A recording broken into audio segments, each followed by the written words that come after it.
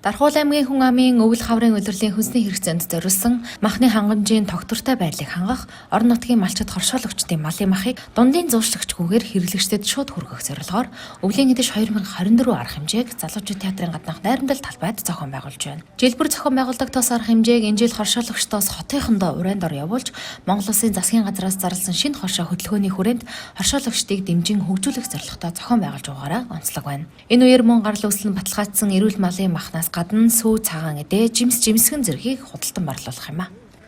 За өнөөдрийн үзэгдэл худалдаанд малчид болон одоо манай мал мах бэлтгэж нөөцлж одоо худалдаалдаг бас иргэд маань мөн сүү, цагаан эдээ худалдан борлуулдаг.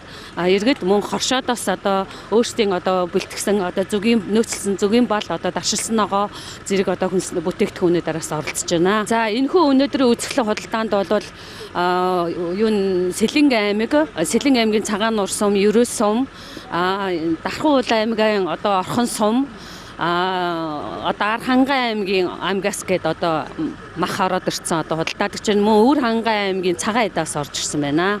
Ерөнхийдөө бол зах зээлийнхаа үнээр бол явагдаж байгаа.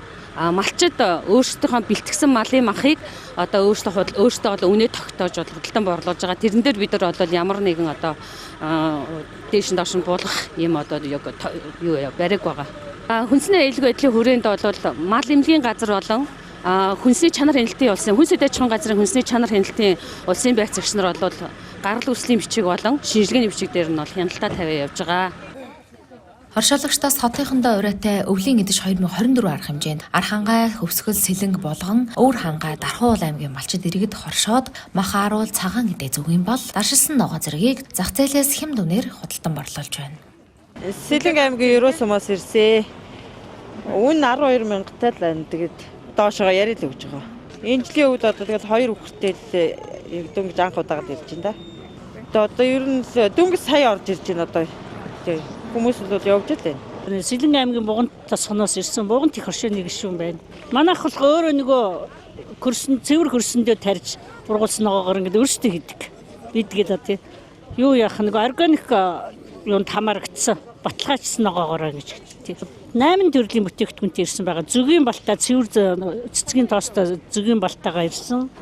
Тэгээд хулуутай личо ирсэн. Байцааны салаад ирсэн. Хөрөн манжи ирсэн. Цэцгийн тоос ингээд амтлагаатай байгаа. Тэгээд амтлагаад өөртөө сонирхоод авцгаагаарай. Бидэнд бол маш ач холбогдолтой шүү дээ. Одоо ингээ өөрийнхөө хийсэн юмнуудыг ингээд одоо ажлынхаа байранд байлгаад байвал тийм шингээд үзэгсэн худалдаагаа зараад өгч бид нар ч бас маш ач холбогдолтой. Энэнд бас баярлж явдаг юм аа. Бас ингээд үзэгсэн худалдаанд ер нь явах сонирхолтой. Манай Буганч одоо эндээс 160 км шүү дээ.